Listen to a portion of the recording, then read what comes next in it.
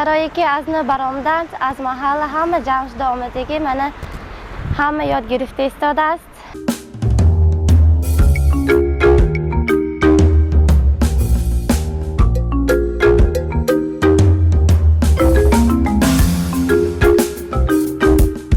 پیشتر این خیلی مرکزها نبودند، در حاضر کشاده شده من همه شرایطهای مهیا کردند.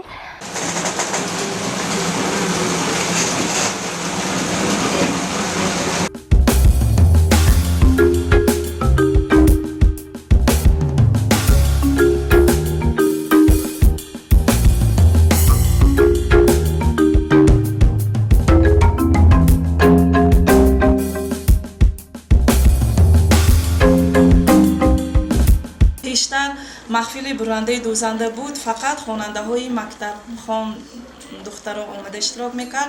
حاضر اکن باعثی یونیسف همون صنف 9 تمام کرده، علم دور ماندگی دخترای هم آمده همون محفل به اشتراک کنه.